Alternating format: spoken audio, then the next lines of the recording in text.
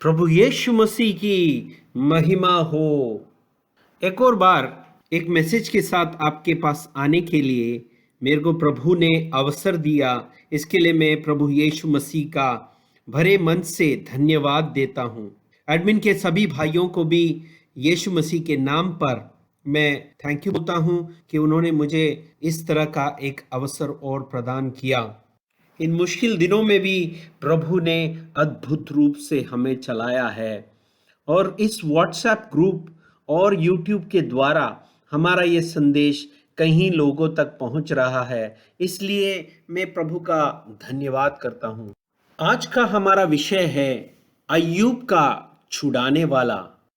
यशायाह ने प्रभु यीशु मसीह के इस दुनिया में आने और उसके एक दास रूप में आने और इस दुनिया में आकर कष्ट भोग कर हमारे पापों के लिए आहुति देने की बात बड़े अच्छे से वर्णन की है। यहाँ भविष्यवाणी करीब 600-700 साल पहले प्रभु यीशु मसीह के इस दुनिया में आने के 600-700 साल पहले किया गया है। तो उसमें अध्याय 52 के 6वें वाक्य में यह कहा गया कि इस कारण मेरी प्रजा मेरा नाम जान लेगी। किसके कारण?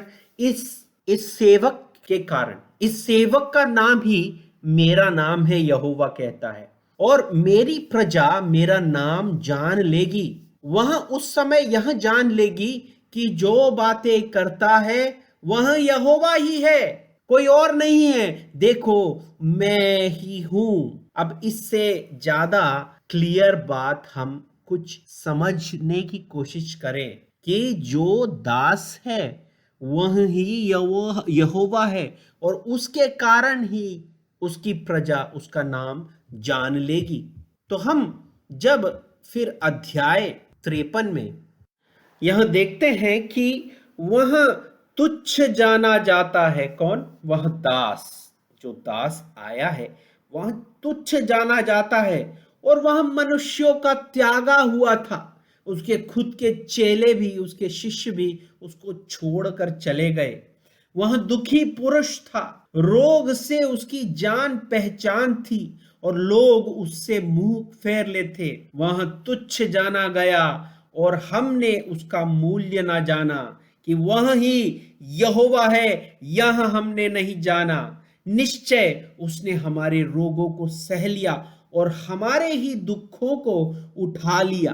तो भी हमने उसे परमेश्वर का मारा, कूटा और दुर्दशा में पड़ा हुआ समझा, परंतु वह हमारे ही अपराधों के कारण घायल किया गया, वह हमारे अधर्म के कामों के हेतु कुचला गया। हमारी ही शांति के लिए उस पर ताड़ना पड़ी कि उसके कोड़े खाने से, उसके खाल के निकलने से, उसके खून बहने से हम चंगे हो जाएं। हम तो सब भेड़ों की नाई भटक गए थे, हम में से हर एक ने अपना मार्ग बना लिया और यहोवा ने हम सबों को के अधर्म का बोझ उसी पर लाद दिया। उस पर अधर्म का बोझ लाद दिया। वह सताया गया तो भी वह सहता रहा और अपना मुंह न खोला। जिस प्रकार भेड़ वध होने के समय वह भेड़ी ऊन कतरने के समय चुपचाप शांत रहती है, वैसे ही उसने भी अपना मुंह न खोला। तो हम देखते हैं यहाँ पे प्रभु यीशु मसीह के क्रूस पर मरण, क्रूस पर सहन और उसके बारे में बताया गया कि वह भेड़ों की तरह, वह भेड़ की तरह, एक कटने वाले भेड़ की तरह, एक याग के भेड़ की तरह हमारे लिए उसने सब कुछ सहा, ताकि उसके सहने के द्वारा, उसके खून के बहने के द्वारा हमको चंगाई मिल सके, हमारे पापों से उसके नाम पर मुक्ति मिल सके, हम उसका नाम को जाने ताकि उसके नाम के द्वारा हमें पापों से मुक्ति मिल सके। तो हम देखते हैं कि यशायाह की पुस्तक बड़े अच्छे से इस बात को वर्णन करती है, कई चीजों को यह बताती कि यहोवा ही वह सेवक है और वह सेवक अपने जो नाम को हमें बताया है, उसके द्वारा जो बताया है, वह यहोवा ही है। वह यहोवा का ही नाम है, किसी और व्यक्ति का नाम नहीं। ये यहोवा का ही नाम है और उसी नाम से और उसके बलिदान से हमें मुक्ति प्राप्त हुई। तो जैसे मैंने पहले कहा, यशायाह करीब 600 साल पहले यह भविष्यवाणी कर सका। और ये सब भविष्यवाणी किसने की? और ये क्या उस भविष्यद्वक्ता ने किया? किसने यह वह भविष्यवाणी की? ये हमने देखना है कि कौन है जो इन भविष्यद्वक्ताओं में रहकर इस भविष्यवाणी को करता है। यीशु मसीह के इस उद्धार के विषय में किसने उन भविष्यद्वक्ताओं के द्वारा हमसे बात किया है? वचन के द्वारा हम देखते हैं 1 पत्रस के अध्याय 1 और उसके 10वें और 11वें वाक्य में यही लिखा है, इसी उद्धार के विषय में उन भविष्यद्वक्ताओं ने बहुत ढूंढ ढांड और जांच पड़ताल की, जिन्होंने उस अनुग्रह के विषय में, आने वाले इस अनुग्रह के विषय में जो तुम पर होने को था, भविष्यवाणी की। उन्होंने इस बात की खोज की कि मसीह का आत्मा जो उनमें था, किनमें? भविष्यद्वक्ताओं में था, मसीह का आत्मा, और पहले ही से मसीह के दुखों की और उनके बाद उसकी होने वाली महिमा की गवाही देता था। वह कौन से और कैसे समेत की और संकेत करता था, यह उन्होंने खोजा। और उन्होंने जब खोजा तो उनके द्वारा मसीह की आत्मा ने हमसे बात किया कि कब मसीह आएगा और मसीह कौन है, वो यहोवा के साथ में कौन है, उसका क्या उसके साथ में रिश्ता है, क्या है उसका रिलेशनशिप गॉड के साथ में। ये हमें बताया गया कि जब यहोवा बोलता है कि ये मैं ही हूं, कोई और नहीं है, वह एक पुत्र कहलाया क्योंकि वो प्रकट हुआ था जड़ और रक्त में, पर वो यहोवा ही था। यह हमें मसीह की आत्मा ने ही, अर्थात यहोवा, या हर आत्मा यहोवा परमेश्वर की आत्मा है, वही मसीह की आत्मा है। यहाँ 1 कुरिन्थियों की पुस्तक 12वें अध्याय में हमने देखा। तो यहाँ पर मसीह की आत्मा ही उनमें थी जो उनको बताती थी कि मसीह के आने और उनके कष्ट को सहने, उसको दुखों के बाद में उनकी महिमा की गवाही इन भविष्यद्वक्ताओं के द्वारा हमें मिली। तो हमें पता चलता है कि इन भविष्यद्वक्ताओं में कौन बात कर रहा था, वो मसीह ही बात कर रहा था। एक ऐसा ही भविष्यद्वक्ता है अय्यूब, जो कि उस देश में रहता था और वह काफी धनी व्यक्ति था। उसके पास में हजारों भेड़ बकरियां, ऊंट और बैल और गधे और दास दासियां, और उसके पास में इतनी संपत्ति थी कि वह सबसे बड़ा था अपने देश में। और वह, हम जानते हैं कि वह पाप करने वाला व्यक्ति नहीं था। वह यहोवा परमेश्वर उसको वो मानता था और उसको वो जानता था, और वह हमेशा परमेश्वर की सेवा करना चाहता था। पर एक दिन जब परमेश्वर के कई पुत्र यहोवा के सामने प्रकट हुए, उनमें से एक था शैतान, और उसने पूछा कि यहोवा ने पूछा, क्या तुमने अय्यूब पर ध्यान दिया है, जोब पर ध्यान दिया है? वो मेरा भय मानने वाला है, उसके जैसा सीधा और खरा व्यक्ति कोई नहीं है और उसमें कोई भी बुराई नहीं है। शैतान ने यहोवा को उत्तर दिया कि परमेश्वर का भय वह क्या बिना लाभ के मानता है? अगर तू उसका घर, उसकी संपत्ति और सब चीज उसमें से निकाल दे, तो क्या वो फिर भी तुम्हारी आराधना करेगा? क्या वो तुम्हारी निंदा नहीं करेगा? तब यहोवा ने उसको परीक्षा करने के लिए अनुमति दे दी। अय्यूब प्रभु यीशु मसीह के इस दुनिया में आने से करीबन 1600 से 1700 साल पहले इस भूमि पर जिया है। इतना पहले वह जीने के बाद भी क्या उसे कभी क्रिस्तु की आत्मा, मसीह की आत्मा द्वारा कोई सुसमाचार मिला?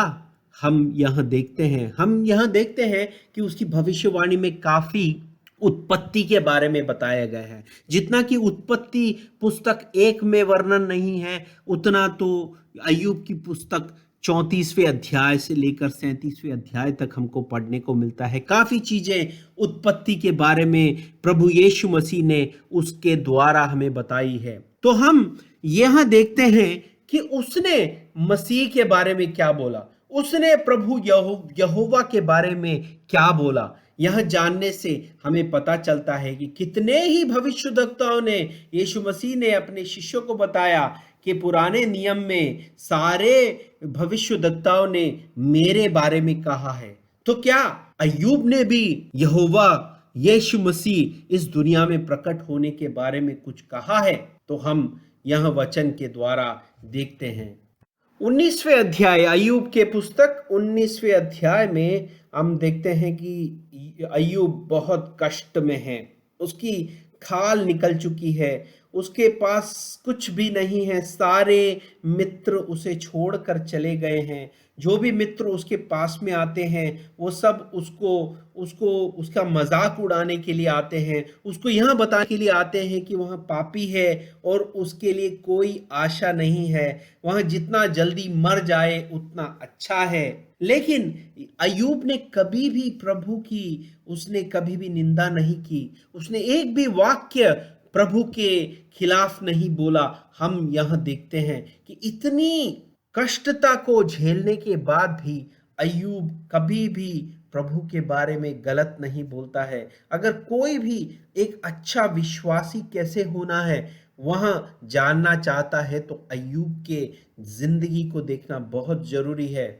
तो हम यहाँ देखते हैं कि 19वें अध्याय 22वें वाक्य में अय्यूब कहता है कि तुम ईश्वर की नाई, वो अपने दोस्तों को कह रहा है, तुम ईश्वर की नाई क्यों मेरे पीछे पड़े हो और मेरे मांस से क्यों तृप्त नहीं हुए? भला होता कि मेरी बातें लिखी जाती, भला होता कि वे पुस्तक में लिखी जाती। वह यहाँ बोल रहा है कि भला होता कि वे पुस्तक में लिखी जाती। 1600-1700 साल पहले शायद कोई पुस्तक में कुछ लिख भी नहीं सकता था। यहाँ पे हम देखते हैं कि हम पुस्तक में पढ़ रहे हैं अय्यूब के बारे में। तो देखिए कि प्रभु जब अपने भविष्यद्वक्ताओं के बारे में बोलता है तो वह किस तरह से उनके द्वारा बोलता है कि वे पुस्तक में लिखी जाती और लोहे की टांकी और शीशे से वे सदा के लिए चट्टान पर खोदी जाती। मुझे तो निश्चय है, ध्यान से सुनिए, मुझे तो निश्चय है कि मेरा छुड़ाने वाला जीवित है और वह अंत में पृथ्वी पर खड़ा होगा। वह अंत में पृथ्वी पर खड़ा होगा और अपनी खाल के इस प्रकार नाश हो जाने के बाद भी मैं शरीर में होकर ईश्वर का दर्शन पाऊंगा। तो ये बहुत ध्यान से सुनिए कि वह इसमें कहा गया है कि वह मेरा छुड़ाने वाला जीवित है और वह अंत में पृथ्वी पर खड़ा होगा और अपनी खाल के इस प्रकार से नाश हो जाने के बाद भी मैं अपने शरीर में होकर ईश्वर का दर्शन करूंगा। उसका दर्शन मैं आप अपनी आंखों से अपने लिए करूंगा और ना कोई दूसरा। यद्यपि मेरा हृदय अंदर ही अंदर चूर चूर भी हो जाए तो भी मुझ में तो धर्म का मूल पाया जाता है। और तुम जो कहते हो कि हमको क्यों कर सताए, तुम तलवार से डरो, क्योंकि जलजलाहट से तलवार का दंड मिलता है, जिससे तुम जान लो कि न्याय होता है। यहाँ पर अय्यूब को प्रभु यीशु मसीह के द्वारा उनको ये दर्शन मिल रहा है कि अंत में उसका परमेश्वर यहोवा पृथ्वी पर खड़ा होगा और एक शरीर में ही उसका दर्शन होगा। तो यहाँ हम देखते हैं कि प्रभु ने कई भविष्यद्वक्ताओं द्वारा यह बताया कि यहोवा एक शरीर में इस दुनिया में प्रकट होगा। तो हम देखते हैं कई यहूदी यीशु मसीह को यहोवा मानने को तैयार नहीं है। वो हमें समझ में आता है, क्योंकि उनको हमेशा ये लगता है कि प्रभु तो एक ही है, तो फिर दूसरा प्रभु कहाँ से आएगा। तो उन्होंने प्रभु को एक्सेप्ट नहीं किया और उनका समय शायद पूर्ण नहीं हुआ है। आजकल बहुत सारे यहूदी विश्वास में आ रहे हैं, वो मसीह को मानते हैं और वो मसीह को ही परमेश्वर मानते हैं। लेकिन सबसे हमें आश्चर्य लगता है कि ये बाइबल पढ़ने वाले कहीं जो क्रिस्तीय भाई है वह यहोवा को शरीर के दर्शन को एक दूसरा व्यक्ति मान लेते हैं। ये कोई दूसरा व्यक्ति नहीं, वह वही यहोवा है जो शरीर में होकर हमें दर्शन दे रहा है। यह भविष्यद्वक्ताओं द्वारा बताया गया है हमें। और हम अगर इस बात को नहीं समझ पाए कि जिसने उसको भेजा और जो भेजा गया वह एक ही है, तो हमें नित्य जीवन कभी प्राप्त नहीं होगा। यह बात हमें बड़े ध्यान से सुनना है और समझना है। हम देखते हैं कि अय्यूब ने अपने विश्वास को कायम रखा और अंत तक प्रभु में विश्वास किया जो उसको छुड़ाने वाला है, और वह छुड़ाया भी गया इस दुनिया में, और वह मरा एक अद्भुत विश्वासी बनकर, सबके लिए एक एग्जाम्पल बनकर वह इस दुनिया से गया। तो हम देखते हैं अंत तक अपने विश्वास को कायम रखना, यह अय्यूब से हमें सीखना है। यूहन्ना की पुस्तक 17 अध्याय में जब तीसरे वाक्य में हम पढ़ते हैं, प्रभु यीशु मसीह बोलता है कि और अनंत जीवन यह है, ध्यान कीजिए, अनंत जीवन यह है कि वे तुझ अद्वैत सच्चे परमेश्वर को और यीशु मसीह को जिसे तूने भेजा है जाने। अब यहाँ पे जो दूसरे लोग हैं आपको समझ के बताएंगे भाई कि यहाँ पे एक अद्वैत सच्चे परमेश्वर है और यीशु मसीह है जिसे तूने भेजा है। तो एक भेजने वाला है, एक भेजा हुआ व्यक्ति है। पर यहाँ पे क्या बोलते हैं, एक कई चीजें आगे हमको पढ़ के समझनी है। जो काम तूने मुझे करने को दिया, किसने? प्रभु ने करने को दिया, उसे पूरा करके मैंने पृथ्वी पर तेरी महिमा की। पुत्र ने अपनी महिमा नहीं की, लेकिन प्रभु की महिमा की, पिता की महिमा की। और अब हे पिता, तू अपने साथ मेरी महिमा उस महिमा से कर जो जगत के होने से पहले मेरी तेरे साथ थी। मैंने तेरा नाम उन मनुष्यों को प्रकट किया जिन्हें तूने जगत में मुझे दिया। जिस तरह हमने यशायाह की पुस्तक में देखा कि प्रभु ने अपना नाम प्रकट किया, उस नाम को उस सेवक को दिया। यहाँ पर पुत्र कहता है कि मैंने उन मनुष्यों को तेरा नाम प्रकट किया। और अनंत जीवन यह है कि वे तुझ अद्वैत सच्चे परमेश्वर को और यीशु मसीह को जिसे तूने भेजा है जाने। तो इसमें क्या अनंत जीवन यह है कि एक अद्वैत सच्चे परमेश्वर को और यीशु मसीह को अलग अलग जाने? नहीं, हमें यह बताया गया है वचन के द्वारा कि उस अद्वैत सच्चे परमेश्वर अर्थात पिता, वही ही यीशु मसीह है।